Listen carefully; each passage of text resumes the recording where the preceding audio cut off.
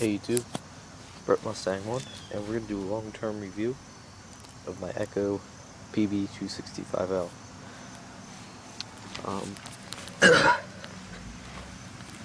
This thing is, I think around 25.4 cc's or something on that, something or another, don't quote me on that, but basically it's a handheld blower engine, and more of a homeowner's use blower, but for what I've been using it for, it's been pretty good. I have no complaints. I mean, yeah, it's not the most higher power machine or whatever you want to call it, but it gets the job done. Starts amazingly. Starts usually 1 to 2 pulls almost every time. It's amazing when it for starting, very easy.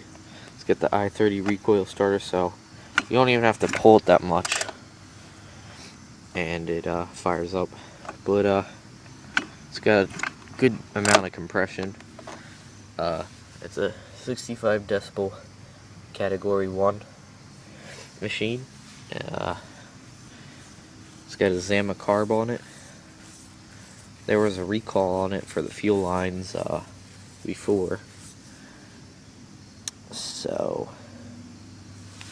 they put new fuel lines on for me. I took it to the Echo dealer, put new fuel lines, so I'm set to go with that.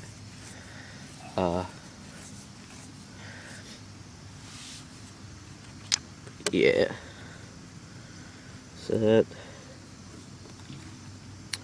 it worked pretty good. Fires up nice and easy.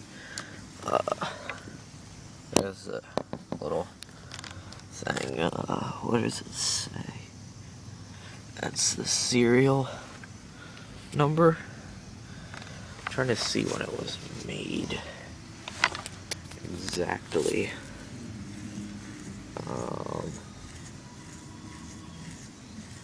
Let's see.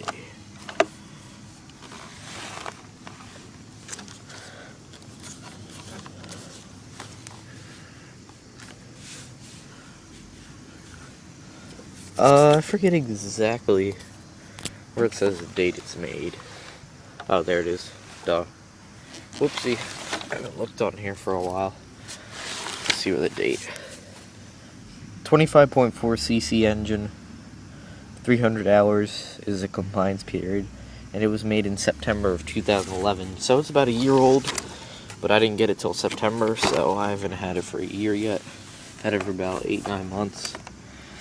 And never any problems. So it's a decent blower for starters like me, I guess, starting out in the business. You know, I think I'm going to get a 500T eventually, just for the fall cleanups and stuff, and that should be plenty.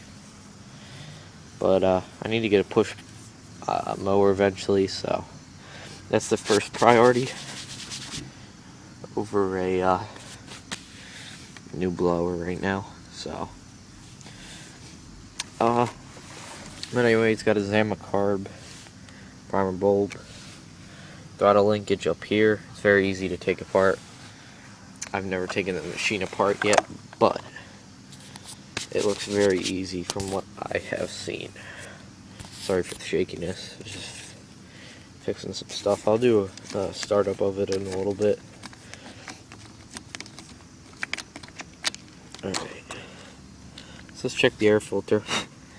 A little dirty in there, but the air filter, there's the carb setup, choke. Air filter is pretty good still. Probably replace that eventually soon. Oh, I got a little bit of gas and crap sitting there for some reason. I think that's normal because most of the 2-strokes I have do that. But there's the choke setup, and all you need is like an Allen key to get these off.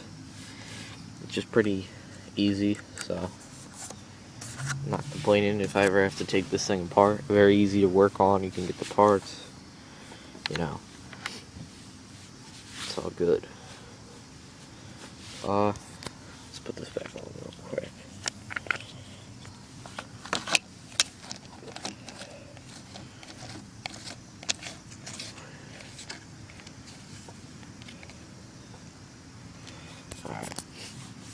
So anyway, it sits on springs.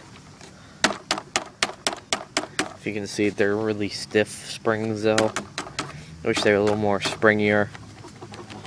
You know, that could be a thing they improve on. The gas cap's really nice. Fuel tank, it's a decently fuel efficient blower. I mean, I haven't used it for a really extended period of time yet, but I need to refuel soon, so I need to do that. Cap, I like how they have that so you don't lose your cap. Kind of a nice feature for a blower, you know. Hip mount throttle, if you like hip mounts, it's not bad. Locks into place when you're usually holding it. It locks back up here. Control is very easy. Has different little notches for everything. So you can go up into one, then up all the way. Or you can control it, just give it a little bit of throttle and stuff like that. Personally, I'm not a big fan of the hip-mounted throttles. I'd rather have a tube-mounted, but I know a lot of the landscapers out there like that. I don't understand why, but I feel it's, I don't know, just easier to have a tube-mounted throttle instead of a hip. I don't know, but anyway, engine runs good, no complaints. I do have a complaint about the tube. It always keeps blowing off once in a while when I'm blowing. I don't like that at all. Thought it would stay, you know, but that's only a small little thing, and that's like one of the only complaints I have with the blower. Straps are really padded nice. If you can kind of see that, very nice padded straps. Backing could be a little more padded.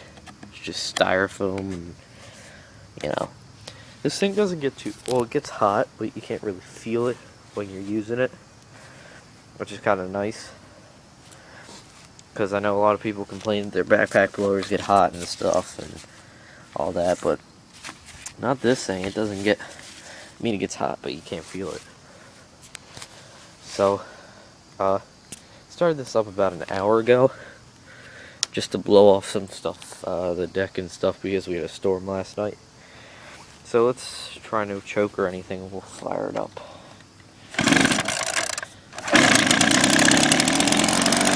So 2 poles, and it's been sitting for about an hour. Whatever.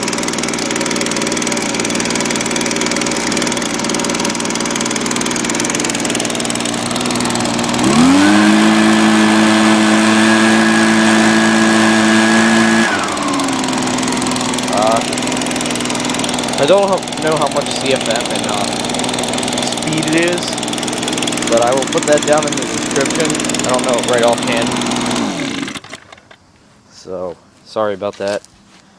Don't know that offhand, but overall it's a pretty good blower. I'd recommend it for, you know, more homeowner or beginner use.